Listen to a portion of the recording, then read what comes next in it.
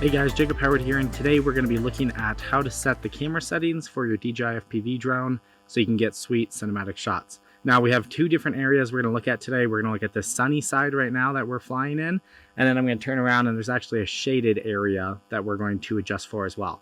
So first off, we're going to go into our menu, go down in settings, go into camera, then we're going to go into camera parameters, and right now it's set to auto. So we're going to go into a manual mode. Now that it did that, it jumped over to its settings. We're going to start moving through these. First one we need to set is shutter speed. Now I don't have an ND filter on this, so what I'm going to do is I'm going to turn up the shutter speed until it looks good, which is probably going to be with how blown out it is, which is going to be about 1/1600 right now. And you can see over here on the EV right next to the shutter option, it says 0.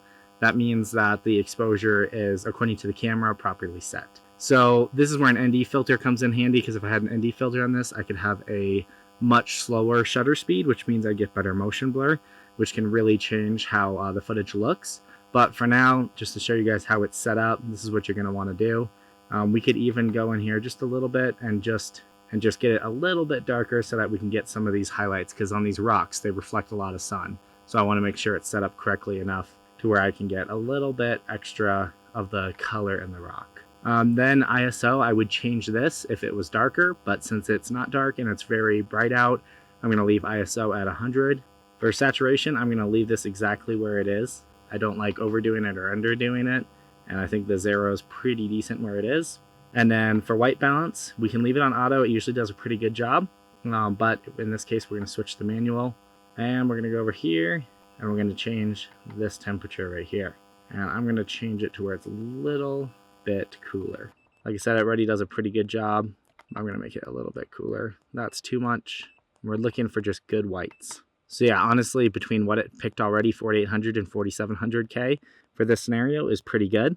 But setting it myself means it's not going to change while I'm flying. So that's going to help so that the image doesn't randomly just change view. So now we have these settings. When we take off, this is the exact settings it's going to stay at. So if I turn around right now, it's actually going to be way too dark, because the other side, if I turn the drone around, it's all shaded. So I'll show you guys that right now.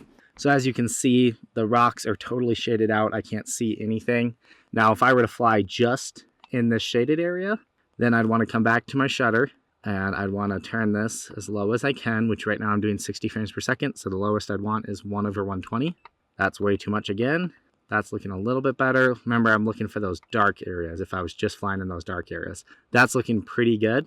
But it's overexposed on everything then. So I can't properly fly right now because it's way too overexposed for the sun versus the shadows. So in this case is when I would need to do auto mode. So you can see it's kind of found that little bit of a balance between them. But then as I move into the shadows, it's going to compensate for that. I'm going to show that right now real quick.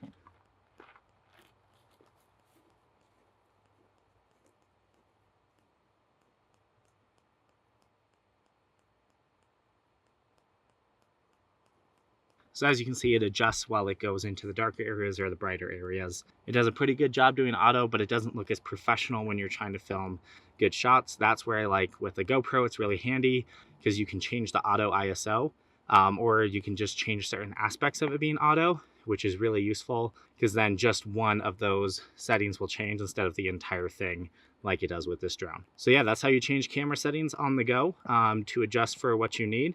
Remember, you want that shutter speed as low as possible, but always at least twice the frame rate. So if you're at 60 frames per second, you need to have it at least 1/120. Otherwise, you want it as low as possible. That's where ND filters are handy.